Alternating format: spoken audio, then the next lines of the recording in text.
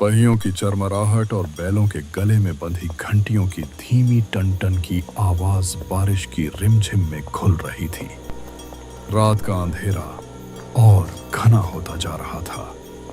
मोहन अपनी बैलगाड़ी पर बैठा बैलों को हाँक रहा था और उसका छोटा भाई सोहन बगल में बैठा बेचैनी से बाहर देख रहा था। उन्हें अपने चचेरे भाई की शादी के लिए सुबह तक पास के कस्बे सूरजगढ़ पहुंचना था। पक्की सड़क पर लगे जाम से बचने के लिए मोहन ने एक पुराने कच्चे रास्ते पर गाड़ी मोड़ दी थी, जिसका नाम एक जंग लगे पत्थर पर लिखा था, भैरव घाटी। भैया, मुझे ये रास्ता ठीक नहीं लग रहा। यहाँ तो कोई आता जाता भी नहीं दिख रहा। अरे डर मत, ये बस एक पुराना रास्ता है। पक्की सड़क पर फंसे रहने से तो अच्छा ही है। बस कुछ घंटों की तो बात है, हम इसे पार कर लेंगे। पर वो कुछ घंटे कभी खत्म ही नहीं हुए। बारिश और तेज हो गई थी और हाथ में ली हुई लालटेन की कांपती हुई रोशनी घने अंधेरे और कोहरे को मुश्किल से ही चीर पा रही थी। सड़क के दोनों ओर पुराने घने पेड़ थे, जिनकी शाखाएं सड़क पर ऐसे झुकी थीं मानो कोई सुरंग बना रही हो।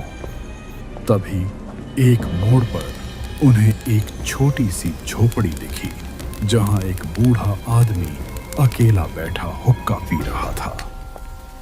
चलो इनसे रास्ता पूछ लेते हैं। वो दोनों बैलगाड़ी रोककर नीचे उतरे। बूढ़े आदमी की आंखें गहरी और शांत थीं। कहाँ जाओगे बेटा इतनी रात इस बारिश में? ये भैरव घाटी का रास्ता है। जी काका, हमें सूरजगढ़ जाना है। ये रास्ता वहीं निकलता है ना? निकलता तो है, पर ये सड़क हर किसी को निकलने नहीं देती। कभी कभी ये अपने मुसाफिरों को अपने पास ही रख लेती है। बेहतर होगा सुबह का इंतजार कर लो। मतलब आप कहना क्या चाहते हैं? कहते हैं सालों पहले एक बैलगाड़ी खाई में गिरने से एक औरत और उसकी छोटी बेटी की मौत हो गई थी। तब से वो इस घाटी में भटक रही हैं, एक साथी की तलाश में। काका आप भी ना, हम इन बातों को नहीं मानते। इतना कहकर वो वापस अपनी बैलगाड़ी में बैठ गए। बूढ़े की बातें मोहन के लिए महज एक कहानी थी, पर सोहन के दिल में एक अनजाना डर बैठ गया था। वो घंटों तक चलते रहे। रास्ता घुमावदार था और हर मोड़ एक जैसा ही लग रहा था। तभी सोहन की नजर सड़क के किनारे एक चीज पर पड़ी।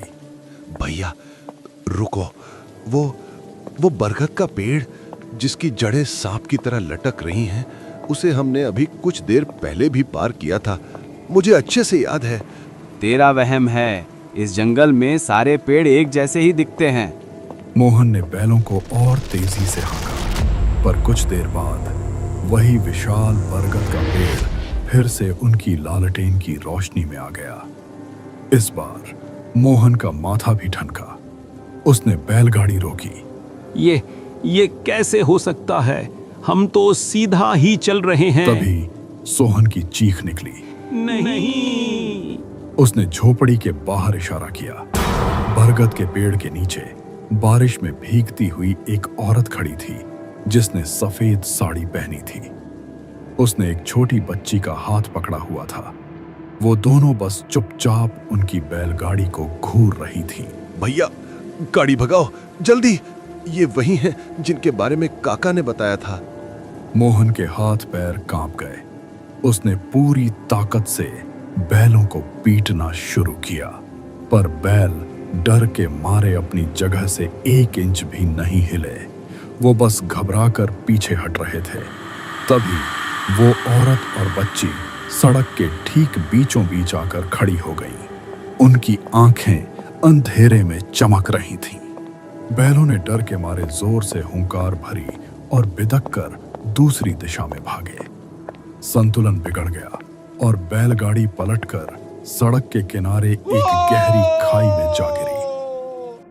जब ये खबर गांव वालों को मिली तो वो सब बहुत डर गए, जिसके बाद कोई भी उस रास्ते से नहीं गुजरा और उस रास्ते को हमेशा के लिए बंद कर दिया गया।